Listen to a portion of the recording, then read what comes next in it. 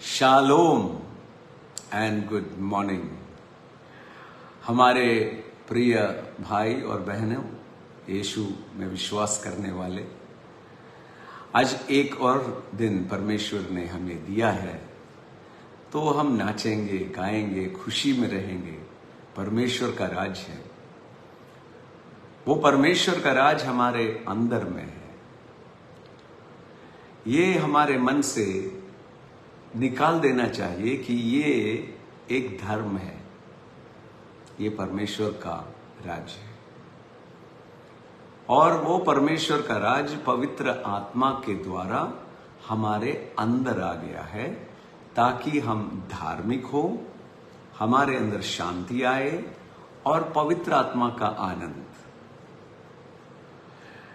Now आज हमारे time alone का गॉड का वचन यूहन्ना के सुसमाचार 10वां अध्याय और उसका 16वां पद है। मेरे और भी भेड़ हैं जो इस भेड़शाला के नहीं हैं, मुझे उनका भी लाना आवश्यक है। वे मेरे शब्द सुनेंगे, तब एक ही झुंड और एक ही चरवाहा होंगे। ये परमेश्वर यीशु का बोलना है।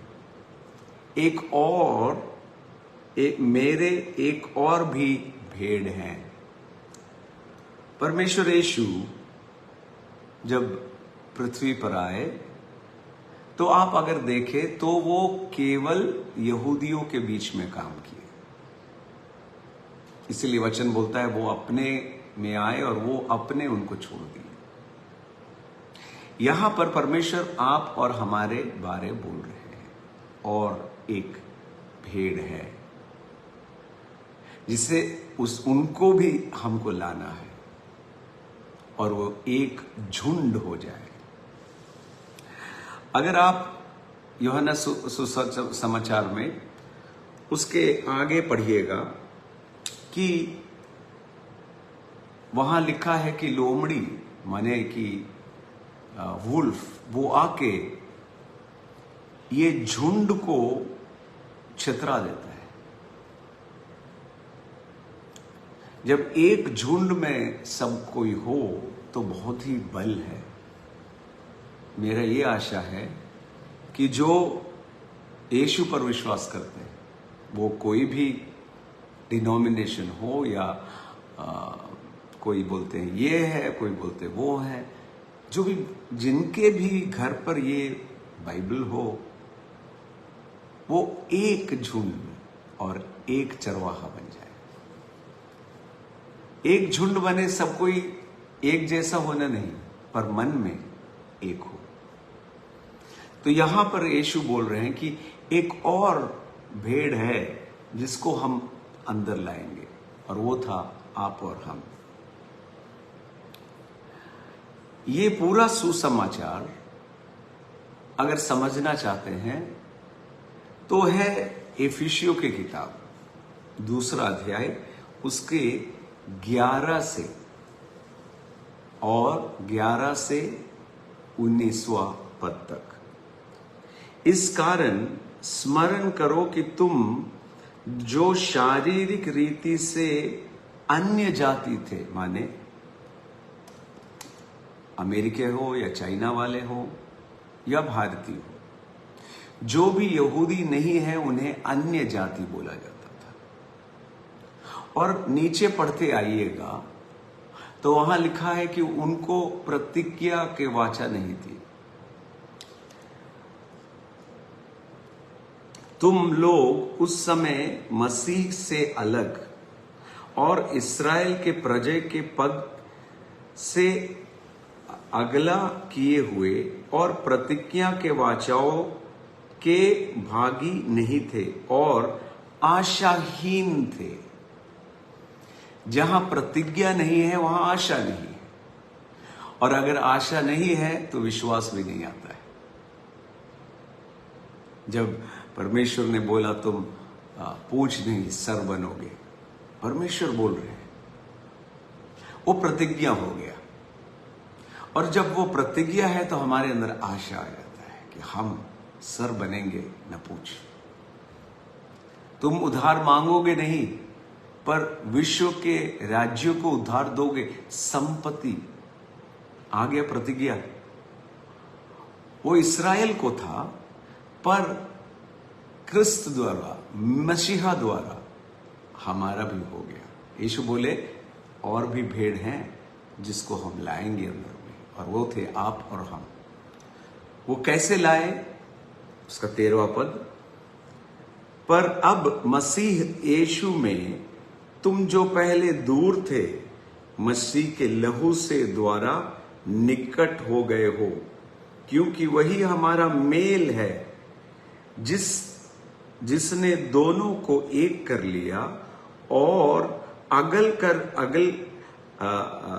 अलग करने वाला दीवार को जो बीच में था ढा दिया। यहूदिया या इस्राएल जहां भी ठहरते हैं तो 10 फीट का वॉल उनके चारों ओर होता है। वो बोलते थे कि वो परमेश्वर के अपने हैं, बाकी सब जाति है, अन्य जाति है। पर परमेश्वर आए, यीशु आए, और जो कुछ हमें करना था, पिछले दिन हम बोले थे, हमारे बदले वो किए, हमारे बदले, हमारे लिए वो अपने बलिदान बन गए।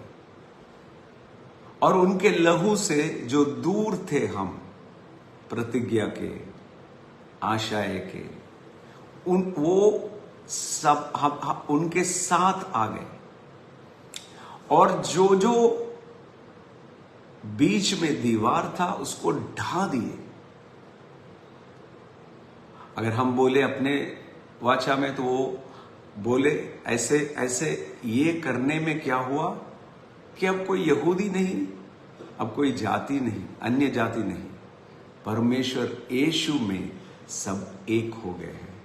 और एक माने एक नया सृष्टि, परमेश्वर के अपने पुत्र और पुत्रियां, जो पिता परमेश्वर के पास पूरा का पूरा धैर्य से जाके हीव के साथ हे पिता परमेश्वर बोल सके।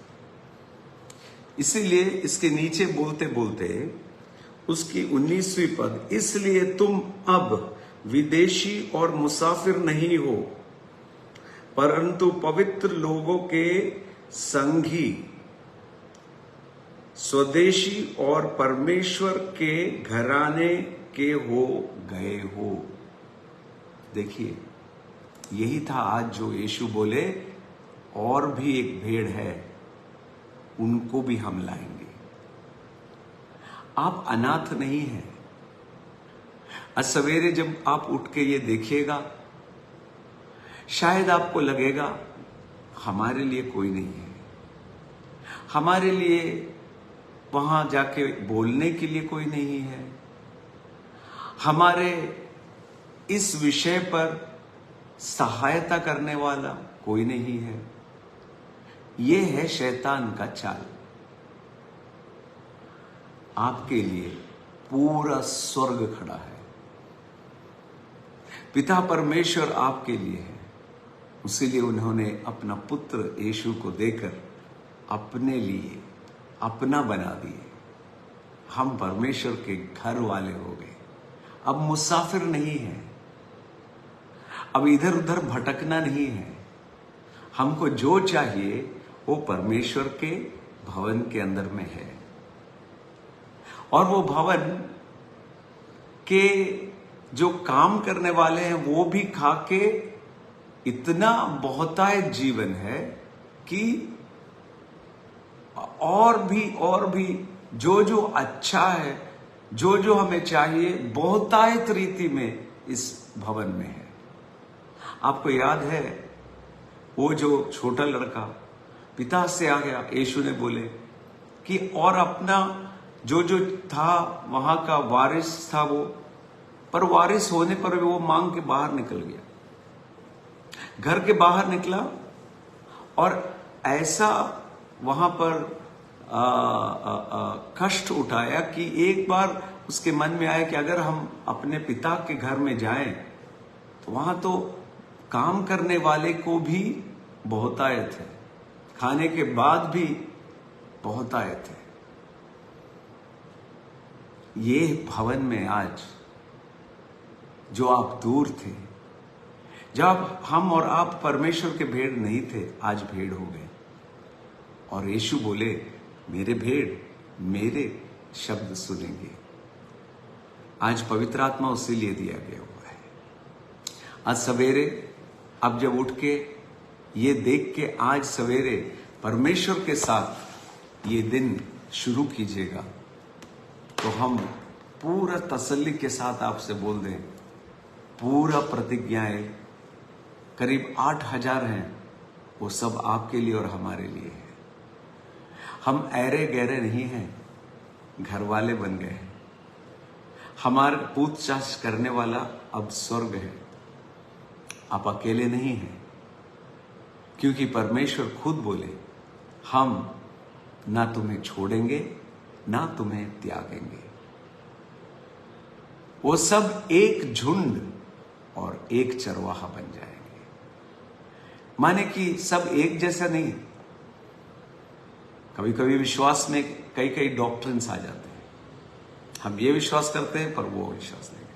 वो अच्छा सा कलीसिया नहीं है, मेरा अच्छा कलीसिया है, वो सब हटा के मन में जो जो विश्वास करते हैं कि परमेश्वर जीवित है, एक साथ अगर रहे, एक झुंड में रहे, तो लोमड़ी कुछ नहीं कर सकता है। वो अकेला करके ही मार सकता है। वही है शैतान का चाल। आप जिस कलीसिया में जाते हो, वहां पर जो आपको चलाते हैं उनका बात मानिए और झुंड छोड़ के मत जाइए, क्योंकि अकेलापन में ही है जो शैतान आपको कुछ कर सकता है। एक झुंड में अगर हैं तो शैतान कुछ नहीं कर सकता, क्योंकि झुंड के साथ चरवाहा है। इसीलिए यीशु ने बोला कि वो झुंड से अगर 100 भेड़ है, एक अगर चले गया, वो एक के पीछे हम जाएंगे, क्योंकि जब वो अकेला हो जाएगा तो खतरा है।